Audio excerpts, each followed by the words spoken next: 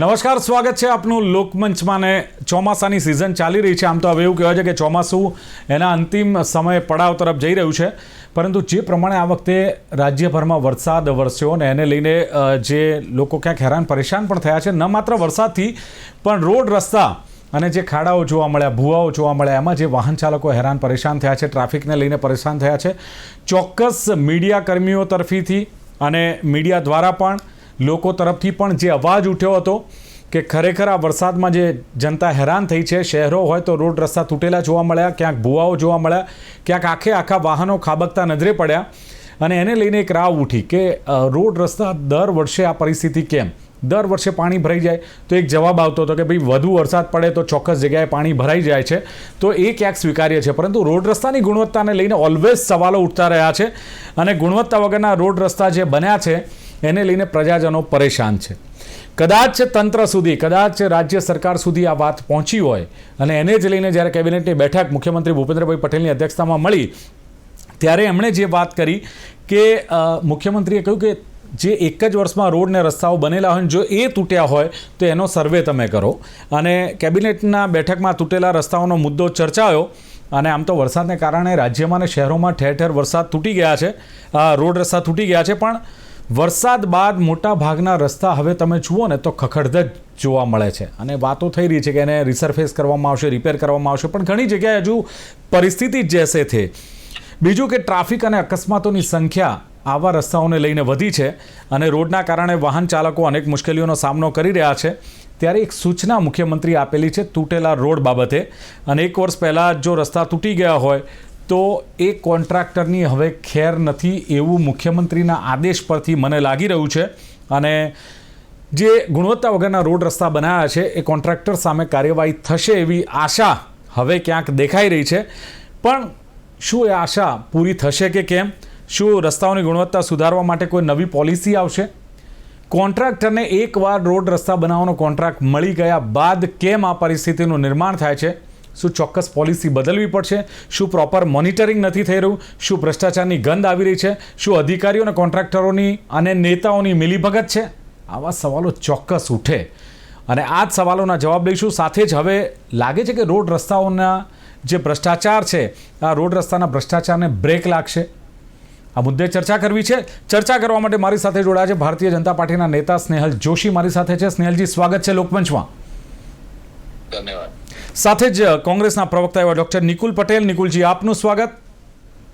નમસ્કાર. અને લોકોના પ્રશ્નો ઉઠાવતા, લોકોની સમસ્યા તંત્ર સમક્ષ રજૂ કરતા અને જે સમાજ હિતના કાર્યો પણ કરી રહ્યા છે સામાજિક કાર્યકર દેવ દેસાઈ છે. દેવ, આપનું પણ સ્વાગત છે લોકમંચમાં. જી સ્નેહલભાઈ, શરૂઆત આપનાથી કરીશ, કારણ કે જે પ્રમાણે હવે ક્યાંક મોડે પણ તંત્રને ખબર પડી છે કે ખરેખર રોડ રસ્તાની ખસ્તા હાલત છે, લોકો મુશ્કેલીમાં મુકાઈ રહ્યા છે, લોકોના ન માત્ર વાહનોના સ્પેરપાર્ટ તૂટે છે પણ શરીરના અંગો પણ તૂટી રહ્યા છે, ક્યાંક લોકોના મોત પણ નીપજી રહ્યા છે. હવે જે આદેશ કરવામાં આવ્યો છે અને એક જ વર્ષમાં બનીને તૂટેલા રોડની ઓળખ કરવાનો સીએમએ આદેશ કર્યો, ત્યારે કેટલી અપેક્ષા રાખી શકાય કે આ અંગે કાર્યવાહી થશે, કોન્ટ્રાક્ટરો સામે પગલાં ભરવામાં આવશે? સ્નેહલભાઈ. દિલીપભાઈ, આપણે જોયું કે આપણું ગુજરાત જે છે તે રોડ ઇન્ફ્રાસ્ટ્રક્ચરની જે બાબત છે તેમાં ઘણા વર્ષોથી અગ્રેસર છે. એમાં એની લેન્થ અને ગુણવત્તા બંને વસ્તુમાં ગુજરાત જે છે તે ખૂબ સારું પ્રદર્શન અત્યાર સુધી કરતું આવ્યું છે એઝ અ સ્ટેટ. હવે વરસાદની અંદર આપણે જોઈએ છે કે ઘણી બધી જગ્યાએ પાણીના ભરાવથી ને અન્ય ટેકનિકલ કારણથી રોડ બગડે છે. અને આ જે છે તે દર વખતે અનફોર્ચ્યુનેટલી આપણે કુદરતી આફતને ફેસ કરી અને આ સમસ્યાનો સામનો સરકારે અને પછી નગરજનોએ પણ આ અમુક અંશે કરવો પડે છે.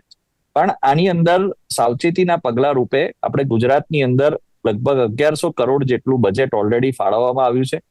એ બજેટના અંતર્ગત પણ લગભગ હાઈવે ને એના રિપેર માટે 120 થી 130 કરોડ બજેટ અને નગરપાલિકા અને 8 મ્યુનિસિપલ કોર્પોરેશન્સનું કમ્બાઇન્ડ 120 થી 140 કરોડ બજેટ અને જે રૂરલ રોડ છે એના માટે 20 થી 25 કરોડનું બજેટ. આ રીતે એક સુનિયોજિત બજેટ પહેલા જ આપણા આદરણીય મુખ્યમંત્રી શ્રીએ એના માટે એલોકેટ કરીને રાખ્યું છે. નગરપાલિકાઓને જે સિવિક બોડી સુધી પહોંચી જાય અને ત્યારબાદ એ લોકો એનો ઉપયોગ કરી શકે એ વ્યવસ્થા કરી છે. અમદાવાદ જેવું શહેર છે ત્યાં પોતાના જ જે હોટ મિક્સ પ્લાન્ટ છે તે કોર્પોરેશન પાસે છે, અને આ રસ્તાની અંદર જ્યાં જ્યાં પણ એની ખામી આવે તો એને A, B ને C એવા 3 કેટેગરીમાં ડિવાઈડ કરી અને એની રિપેરિંગની કામગીરી થાય છે. સમસ્યા ત્યારે થાય છે કે જ્યારે 15-20 દિવસ માટે સતત વરસાદ પડે.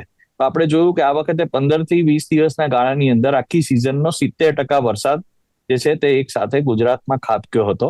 અને આવા સમયે જ્યારે રિપેરિંગ કરવાવાળી એજન્સી, પછી એ કોન્ટ્રાક્ટર હોય કે કોર્પોરેશનના વ્યક્તિ હોય કે બીજી કોઈ પણ એજન્સી હોય, એ લોકોને પૂરતો સમય વરસાદના લીધે નથી મળી શકતો.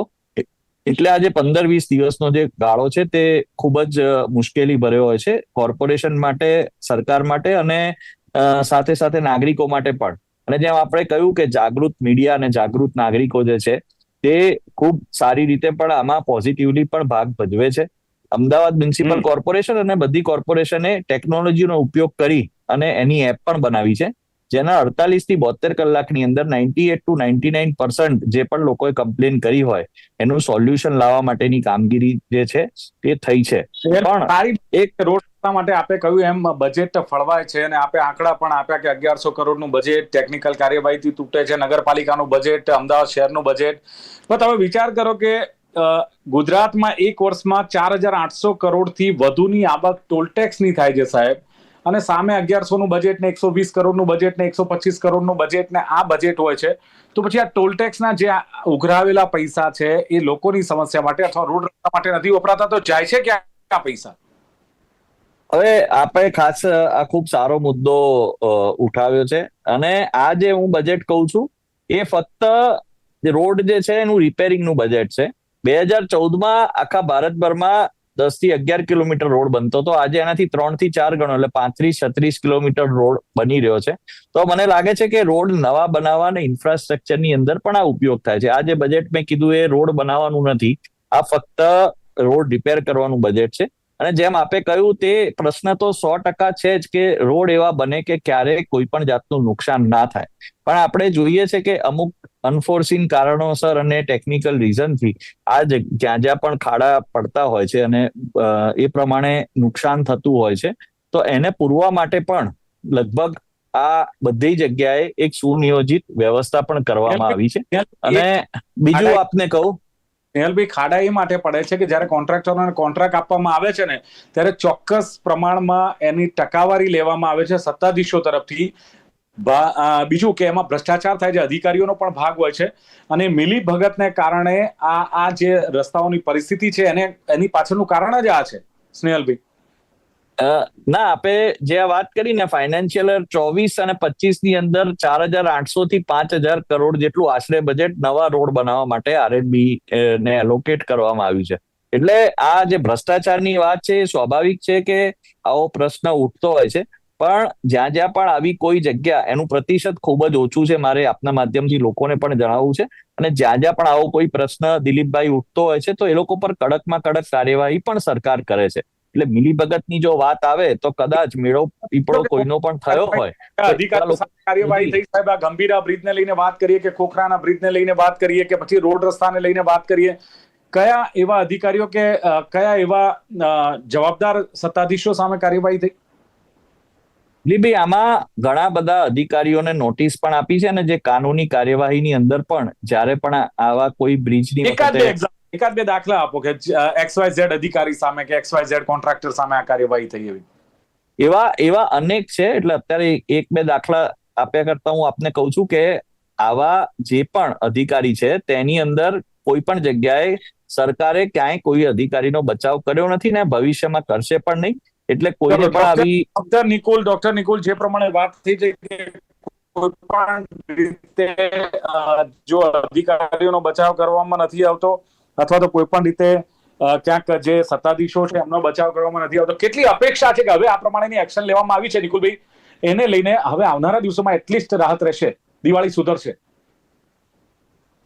આ કોઈ પહેલી વાર નથી કે આ રીતની કોઈ જાહેરાતો થતી હોય. મારું સ્પષ્ટ માનવું છે કે ભારતીય જનતા પાર્ટી હંમેશા એવો ક્લેમ કરતી હોય છે કે કોંગ્રેસના સમયમાં 10 થી 11 કિલોમીટર રોડ બનતા હતા અને ભારતીય જનતા પાર્ટીના શાસનમાં એ 30 થી 35 કિલોમીટર રોડ બને છે.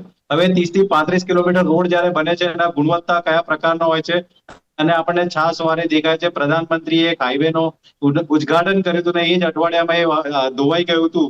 આ પ્રકારના શું કહેવાય કે રોડના આપણે ઉદાહરણ જોયા છે. આપણે નેશનલ એક્સપ્રેસ જે મુંબઈ દિલ્હીને જોડતો એક બનાવે છે, એના સિમેન્ટના રોડ કેવા બન્યા છે, લોકોએ પોતાના સોશિયલ મીડિયા પર ગાડીઓ ઉછળે આખી એવા રોડ બનાવ્યા છે. તો આ જે દોટ મૂકી છે રોડ બનાવવાની, એમાં શું નુકસાન થઈ રહ્યું છે? અલ્ટિમેટલી જનતાના પૈસાના વ્યય બી ઘણી વાર થઈ રહ્યો હોય એવું સ્પષ્ટ દેખાઈ રહ્યું છે. કારણ કે ઇન્ડિયન રોડ કોંગ્રેસ દ્વારા જે બી સ્ટાન્ડર્ડ સ્પેસિફિકેશન્સ ને ગાઈડલાઇન્સ છે એનું સદંતર પાલન નથી થઈ રહ્યું, ઘણી જગ્યાએ ઉજાગર થયું છે. હવે વાત કરીએ કે ગુજરાતની અંદર ઘણીવાર આપણે દરેક શહેરોમાંથી, ગામડાઓમાંથી, હાઈવેમાંથી પ્રજાના તરફથી અવાજ ઉઠતો હોય છે કે રોડ રસ્તા સારા નથી. 2-3 ઉદાહરણ બી આપવા માંગીશ. ખાસ કરીને ગણદેવી અને મુંબઈ હાઈવે પર અનંત પટેલ દ્વારા ટોલ ટેક્સ ઉપર ઉભા રહીને લોકોની જોડે એક આંદોલન કર્યા હતા કે ભાઈ નો ટેક્સ, અરે નો ટોલ નો રોડ. સારા રોડ ના હોય તો અમે ટોલ ભરવા તૈયાર નથી. એ તો સમજી લો કે કોંગ્રેસ દ્વારા એક કાર્યક્રમ કરવામાં આવ્યો હતો જનજાગૃતિનો. પણ હાલમાં તમે જુઓ કચ્છની અંદર આઈ થિંક નલિયા પાસેના જે ટોલ નાકા હતા ત્યાં આખા ટ્રાન્સપોર્ટના લોકોએ સામૂહિક સરકારનો વિરોધ કરવા માટે ટ્રકોના પૈડા થંભાવી દીધા હતા. તો આ પરિસ્થિતિ દર્શાવે છે કે શું પરિસ્થિતિ છે ગુજરાતની અંદર.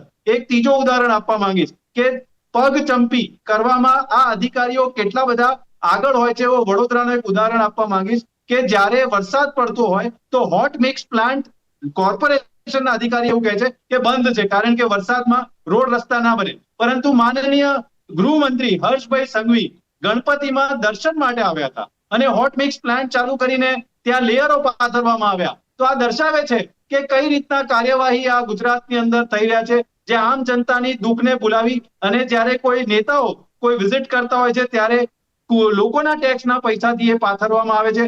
અને અમારે એક અતુલભાઈ ગામેચી કરીને એક શું કહેવાય કે જાહેર સેવક છે, એમણે રોડ ને આમ પોપડા ઉખાડતા વિડીયોઝ બી મીડિયાએ કવર કર્યા છે. તો શું દર્શાવે છે આ બધું કે જે 3 લાખ કરોડના બજેટ હોય છે એની અંદર જે રોડની જોગવાઈને બધી હોય છે તો આ પૈસાનું થાય છે શું? અને જે અધિકારીઓ જેની અંદર ઇન્વોલ્વ હોય તો એનામાં સરકાર કાર્યવાહી ક્યારે કરશે? મને તો એવું લાગે છે કે દર વર્ષે લોકો માટે તો આ જ પરિસ્થિતિ રહેવાની છે.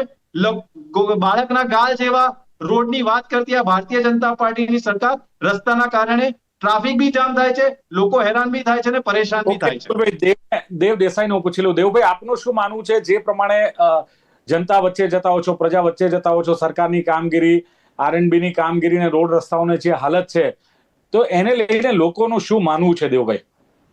દિલીપભાઈ, હું જ્યારથી 20 વર્ષથી જે વ્હીકલ ચલાવતા શીખ્યો, એટલે 18 વર્ષનો થયો અને વ્હીકલ ચલાવતા શીખ્યો, અને મેં ખાસ ગુજરાતમાં જ મારા વ્હીકલ ચલાવ્યા અને પછી ભારતમાં પણ ચલાવ્યા. પણ અત્યારે છેલ્લા 5-7 વર્ષથી જે પરિસ્થિતિ છે ને, એ અત્યંત ભયંકર રોડ તૂટેલા હોય છે. બીજું કે જેમ આપણા મિત્ર આગળ એમને ડિબેટમાં વાત કરી, બજેટ વિશે વાત કરી, ભ્રષ્ટ અધિકારીઓ અને ભ્રષ્ટ નેતાઓ એવું ઈચ્છતા જ હોય છે કે સરકાર બજેટ ફાળવે અને એ બજેટની જ રાહ જોતા હોય છે. એટલે જ્યારે રોડ તૂટે અને બજેટ ફળવાય તો એ ફળવાય પછી રોડ કેટલા રિપેર થાય છે, કેટલા નથી થતા, એ કોઈ જોતું નથી. પણ એટલે આપના માધ્યમથી હું ચોક્કસ એક સંદેશ તો આપવા માંગીશ કે ભ્રષ્ટાચારની એક લિમિટ હોય, એક મર્યાદા હોય. જો આવા સામાન્ય માણસને જે પ્રશ્નો નડતા હોય છે, રોડ રસ્તાના, પાણીના, ગટરના, આ પ્રશ્નોમાં જો જનતા હેરાન થાય તો આપણે આપણા આજુબાજુના દેશોમાં ભ્રષ્ટાચારના કારણે જે પરિસ્થિતિ થઈને, સરકારોની જે પરિસ્થિતિ થઈને, એનાથી ખરેખર તો આપણા અધિકારીઓ, આપણા નેતાઓએ શીખ લેવા જેવી છે કે બને એટલો ભ્રષ્ટાચાર ઓછો કરીએ, લોકોની સેવા વધારે કરીએ. પણ અહીંયા તદ્દન ઉલટું છે. અને મેં એવા પણ કિસ્સા જોયા છે અમદાવાદમાં અને અમદાવાદની બહાર કે તમે એક જ એરિયામાં કોઈ એક કાર્યકર્તા, સામાજિક કાર્યકર્તા છે જે સતત ફરિયાદ કર્યા કરે છે કે અમારા ત્યાં રોડ તૂટેલા છે, રોડ તૂટ્યા છે. એના એવા કાર્યકર્તાઓ ઉપર સરકારી તંત્ર દ્વારા જુદી રીતે દબાણ લાવીને કાં તો કોર્પોરેશન એનું ઘર તોડી નાખે, કાં તો પછી એની ઉપર પોલીસ ફરિયાદ ખોટી કરી દેવામાં આવે.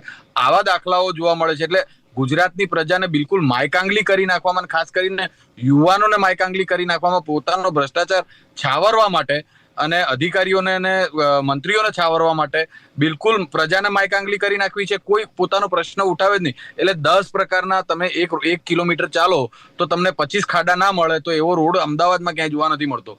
એ છતાં લોકો શાંતિથી ચાલ્યા જાય છે, પોતે પડે છે. કેટલા આ ચોમાસામાં જ કેટલા લોકો મરી ગયા આ ખાડાઓમાં પડીને. 70થી વધારે લોકો મરી ગયા છે આખા ગુજરાતમાં.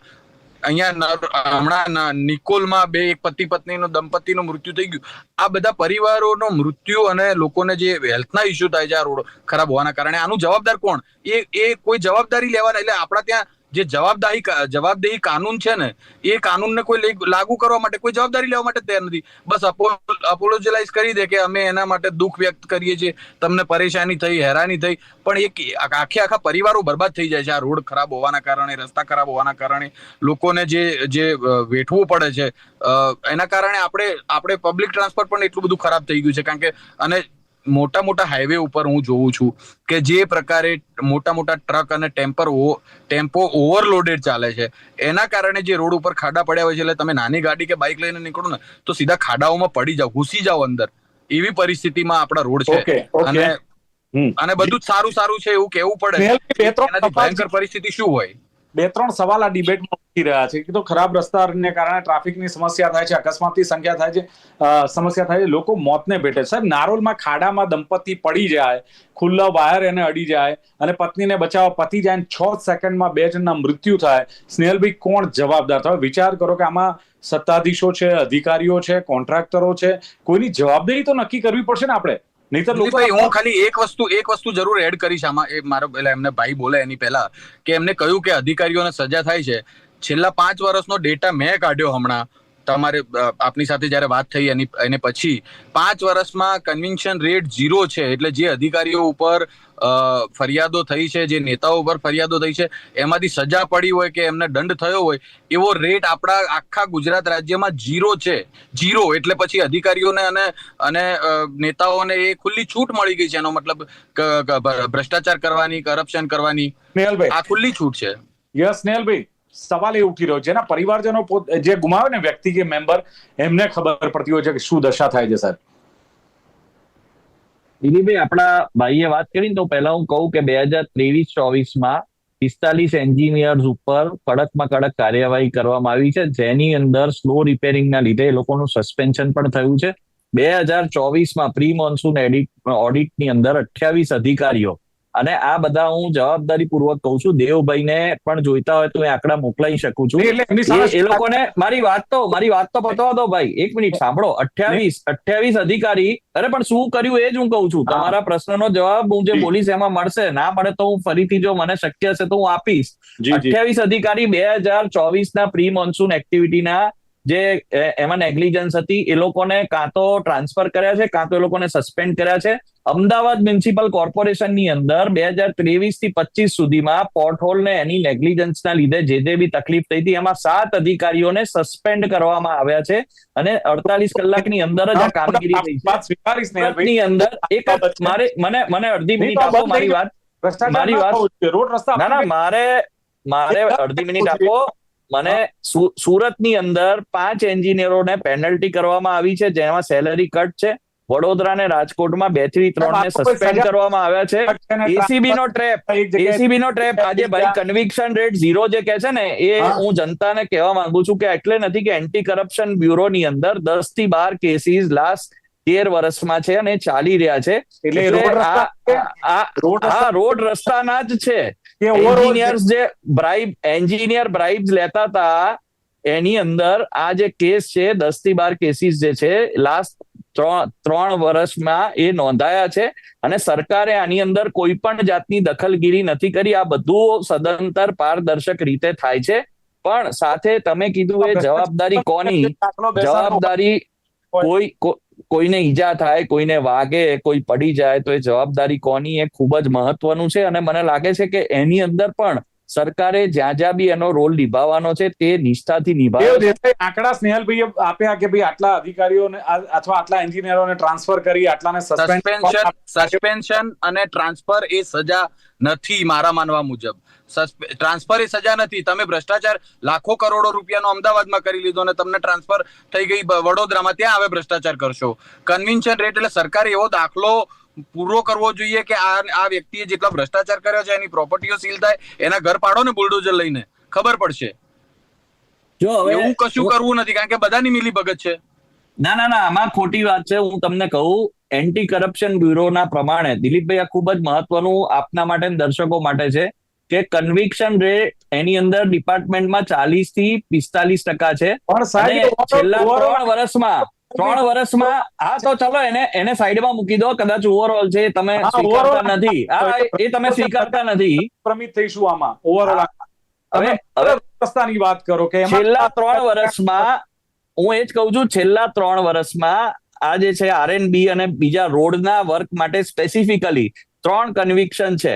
હવે આ વસ્તુ જે છે એ 10 થી 12 કેસીસ હતા, એની અંદર 3 કન્વિક્શન ઓલરેડી છે ને બીજા કેસીસ ચાલી રહ્યા છે, એટલે આ વધી શકે છે. એટલે આ કન્વિક્શન થઈ ગયા છે, એમને સજા પડી ગઈ છે.